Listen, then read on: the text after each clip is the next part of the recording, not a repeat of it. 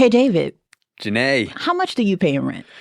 Don't answer that question. That's super personal, man. Yeah, that's kind of a taboo, right? Yeah. But as a housing reporter, I'm sure you ask it all the time, right? Yeah, that's kind of the main question I ask people, and it brings up a lot of feelings. So I live in this place. So the other day I was talking to this woman in Greenpoint. Could you say your name? My name is Olivia Kozlowski. She's Polish. Her parents came here from Poland. Yeah. How long have you lived here? I've lived here my whole entire life, so 38 years. And what's your rent? $2,600. $2,600 in Greenpoint? Yeah, that's a great deal in Greenpoint, but she's kind of living in fear of a sudden rent increase. Well, I mean, I think I've been fortunate where my landlord is Polish and I'm Polish, but my landlord will ask me quite often how long I plan to stay in the apartment, and he'll kind of hint at the cost of my apartment versus the apartments in relating streets or adjacent houses, which kind of at first was quite jarring to have someone ask you how long you're going to stay in your quote-unquote home. And I think especially the last year, and seeing a lot of friends being pushed out of the neighborhood, you feel like your home is being taken away from you. But me and the friends that are still in the neighborhood and have lived here their whole lives still have that underlying hope that perhaps we'll be the lucky ones. A lot of New Yorkers feel this way. How long before my landlord raises the rent? How long can I afford to stay? Housing costs have dominated this year's mayoral election. The Democratic nominee, Zohran Mamdani, has talked about freezing rent for rent-stabilized apartments, building more deeply affordable housing, and curbing rising costs. It's the number one reason that New Yorkers are becoming residents of Jersey City, of Pennsylvania, of Connecticut, because they cannot afford this city. Republican nominee Curtis Sliwa says he wants to cut property taxes and regulations to drive down costs. And Andrew Cuomo is touting plans to streamline construction to build more affordable housing. It has to be the mayor's number one job. From WNYC, this is NYC Now. I'm Janae Pierre. This week, as part of our ongoing mayoral election series on the issues at stake in New York City, we're diving into housing. WNYC's David Brand goes to Greenpoint, Brooklyn, a neighborhood where gentrification has been on hyperdrive. The area was rezoned 20 years ago this year, ushering in a new skyline of tall luxury apartment buildings where there were once factories and warehouses. Some residents, like Olivia, say it's transformed the neighborhood for the worse. I don't think that with those high rises it would have changed as much as it has. Housing experts say it's complicated. So what lessons are there for the next mayor? And how can the city streamline development while also protecting existing residents from getting priced out? Thank you. I want to take you back to January 2003. Okay. Mike Bloomberg's mayor. Thank you. He's a billionaire, and he was elected just after the attacks on 9/11. I think New Yorkers expect me to run city government much the same ways I ran my company. I am doing exactly that. That year in 2003, at his State of the City address, he's still relatively new to office, so he has a lot of big plans. And that's when he brings up two specific neighborhoods in Brooklyn. What are they? Williamsburg and Greenpoint. We'll release a plan for new open spaces and thousands of new waterfront housing units along the East River in Greenpoint, Williamsburg. He has this plan to totally overhaul the shoreline of northern Brooklyn, those two neighborhoods right along the waterfront. He wants to add new high-rise development along the shoreline. Just as we're rezoning areas across the city to make more land available to drive the cost of housing down. So all of this is way before I moved to New York City. What was that waterfront in Greenpoint and Williamsburg like at that time?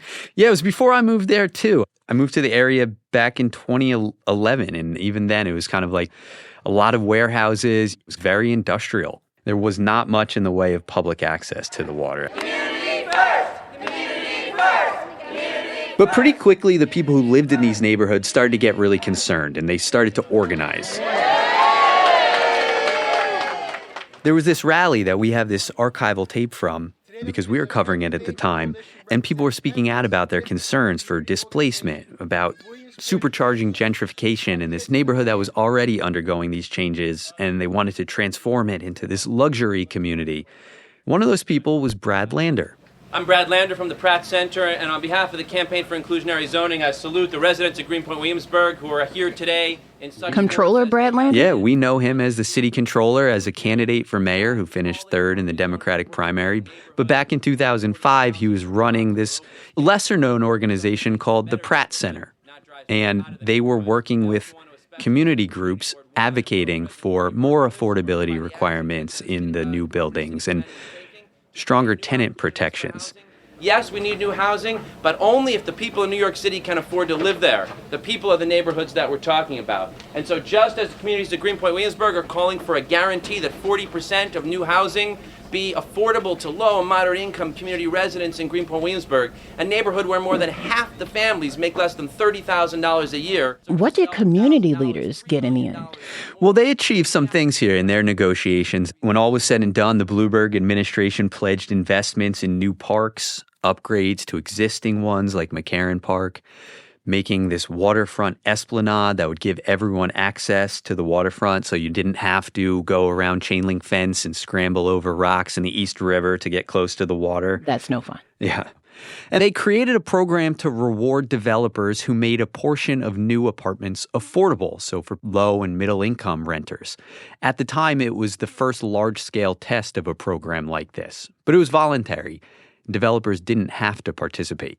How quickly did the neighborhood change after the rezoning was passed? So the change wasn't immediate. Towers started to appear in Williamsburg first, but over the past decade, really, we've seen that transformation in the Greenpoint waterfront. And if you had not visited the neighborhood since like 2014, 2015, and you came back today, you probably wouldn't even recognize it. It's that different. We used to be looking at tall buildings in the city, and now we're looking at tall buildings like in Greenpoint and Williamsburg. I talked to Marissa Ponich about these changes. She's lived in the neighborhood for 19 years. When we first moved in, our roof, we could see the Chrysler Building, the Empire State Building, and on the other side, there wasn't one single tall condo tower yet, so we could see the entire Williamsburg Bridge.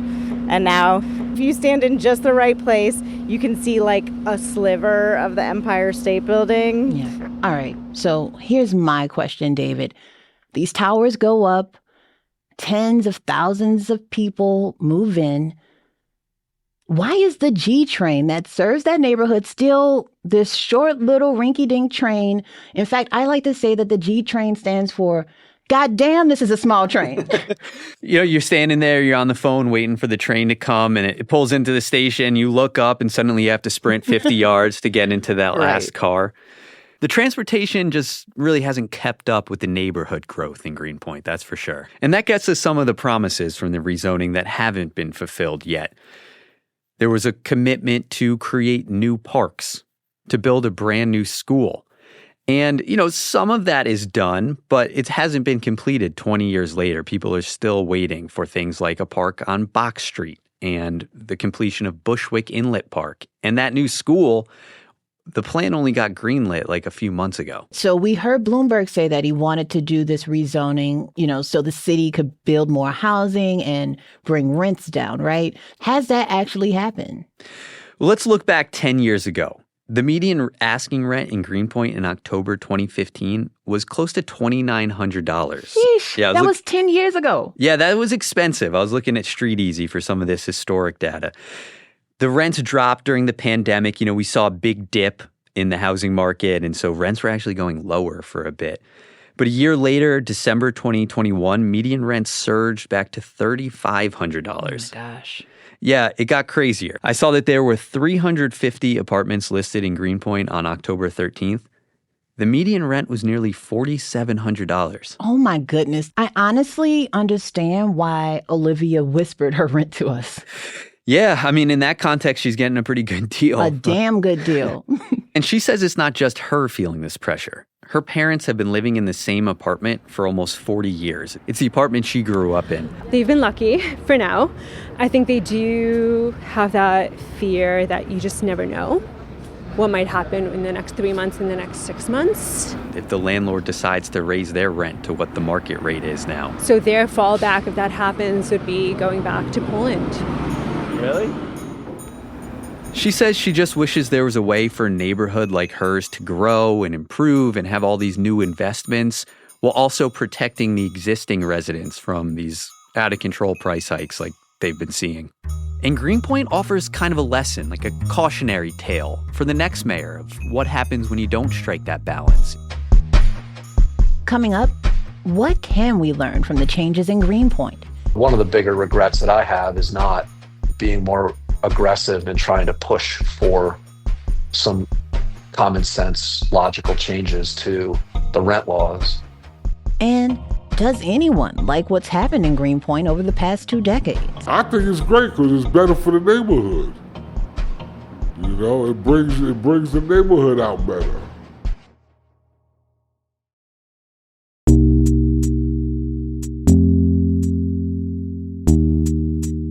So housing affordability has been a key issue in this mayoral race. Big whoop, right? Because New York City's rent has always been expensive. Yeah, high rents, news at 11. But you remember 15 years ago, there was the candidate for mayor, Jimmy McMillan. He went viral in 2010. Do we call it viral back then? But with his slogan, the rent is too damn high. Right. So what's different with this election? Well, the difference now is that things are even worse. Not only are rents on hyperdrive, we have this vacancy rate that's historically low, and the two issues are linked. So that means the number of available apartments out there has dropped to the lowest number it's been in like 60 years. Yikes. So what are the candidates for mayor saying that they want to do to fix the problem? Well, they all want to build more housing, and they say that's the solution to getting these rents under control and making sure there's housing for people of all income levels. There's a Republican nominee, Curtis Sliwa. His plans are less ambitious, but he does say he wants to increase housing development along transit lines. It's called transit-oriented development. Then there's Andrew Cuomo. He's the independent candidate. You know, you might know him as the former governor who actually ran for governor against Jimmy McMillan when the rent was too damn high 15 years ago. He wants to unleash housing development, and he says his housing plan could make a few tweaks early on just to get a lot of new affordable housing approved. His ultimate plan is for like 500,000 new apartments. And so there's a kind of this arms race between him and Zohran Mamdani, the Democratic nominee, who says he could build 200,000 units of affordable housing in New York City by putting the city financing and city funding to work so that they'll be affordable to the lowest income New Yorkers and middle income New Yorkers who need housing. You know, all of this starts to sound a lot like what Bloomberg was talking about earlier with Greenpoint and Williamsburg rezoning, kind of this basic economic concept. If you build more housing, that will meet demand and rent growth will slow and maybe even decline so people can afford to stay here. All right. So if the message here is build, baby, build, what lessons are there to be learned from the rezoning that happened 20 years ago? One big problem here is that Greenpoint added so much new housing while so many other parts of the city added very little. And I guess you could blame a lot of that on the Bloomberg administration. You know, at the same time as they allowed more housing in Greenpoint, they put strict limits on the amount of new housing that could get built in a lot of other parts of the city, especially those kind of like suburban style, lower density parts of New York City, like Northeast Queens, Staten Island, a lot of the Bronx. That put more pressure on places like Greenpoint to absorb a lot of people who already lived in New York City, a lot of the people living in the neighborhood already, and then a lot of people moving in. The neighborhood got some more social cachet. It became a hot spot. You know, there's Michelin star restaurants there. It's a place to be. And if you're a landlord, you own a building, suddenly you were charging $2,500 a month. You see your neighbor charging $5,000 a month. You probably want a piece of that. Yeah. Now, Mike Bloomberg isn't so much in the public eye these days, but what has he himself had to say about the criticisms of the rezoning, and, you know, and what has happened in the past 2 decades in Greenpoint? Well, I'm still waiting for a response from Bloomberg himself, but a lot of officials from his administration have cheered what's happening there. And one of the people I really wanted to talk to was Rafael Sestero. Hey, David. How you doing? Hey, He runs the affordable housing investment group, the Community Preservation Corporation. But 20 years ago, he was a top city housing official who was kind of one of the public faces of this rezoning plan. You're going to test my memory. He later went on to become the city's housing commissioner under Bloomberg.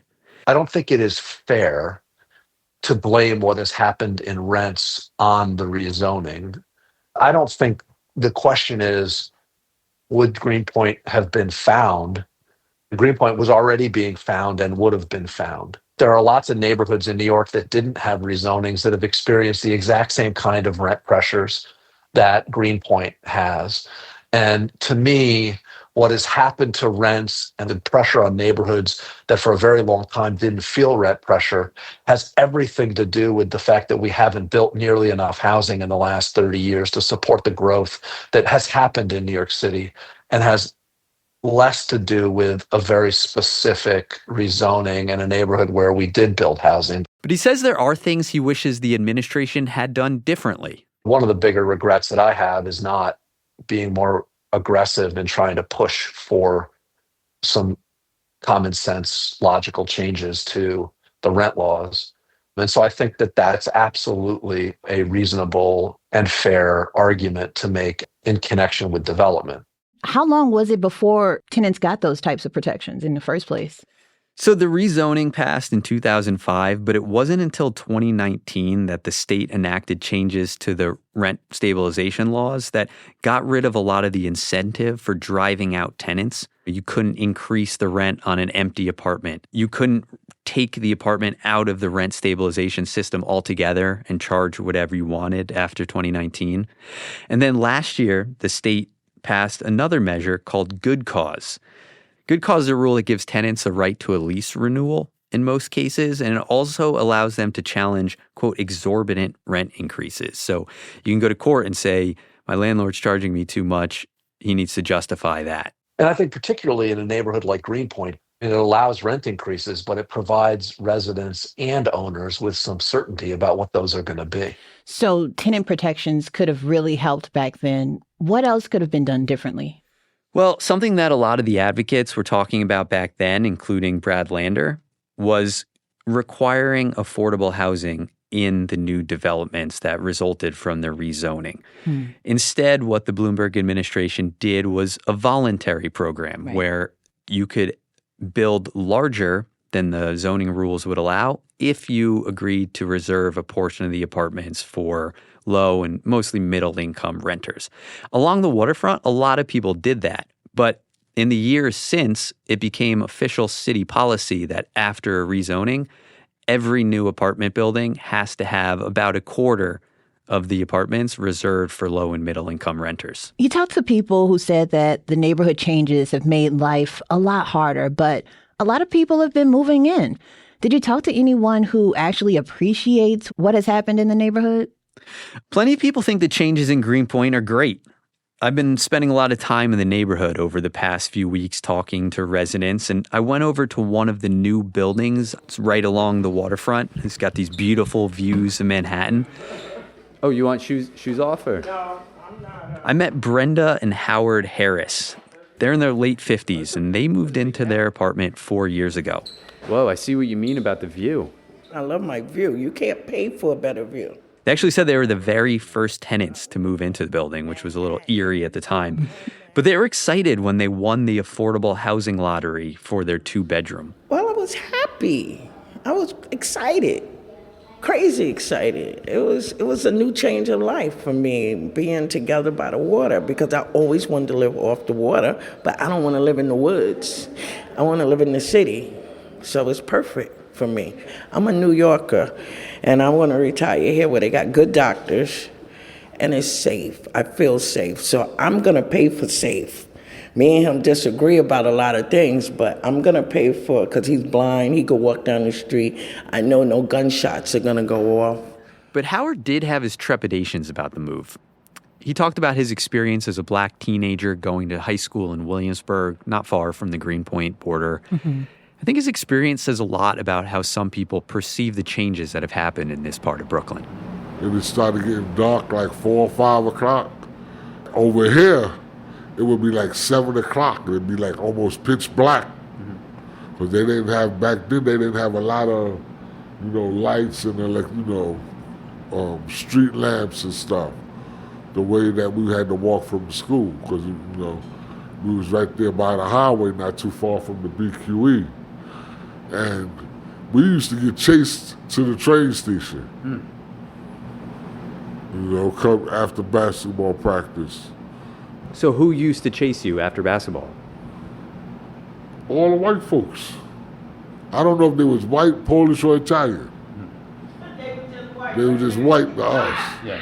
So the white kids would be like, get out of our neighborhood? Yeah. Yeah. Y'all don't belong here. Get out of here. It's too late for y'all to be out here. What y'all doing over here? Jeez. When are we talking, the 80s? Yeah. But my wife said that was old times. They probably changed by now when they did. You changed too. Don't forget about you. Yeah, I know I changed. So I've been thinking a lot about what residents have been telling me. Longtime residents, some of the newer arrivals. And a lot of people said, we don't love the changes, but they also know that change is inevitable, especially in a place like New York City. They just wish there was a way to keep things affordable, even if where they live becomes the next hotspot like it has in Greenpoint. And that's definitely going to be a big and difficult challenge for whoever is elected in November. That's WNYC's David Brand. Thanks a lot, David. Thanks, Janae. And thank you for listening to NYC Now from WNYC. I'm Janae Pierre. Enjoy the rest of your weekend. We'll be back on Monday.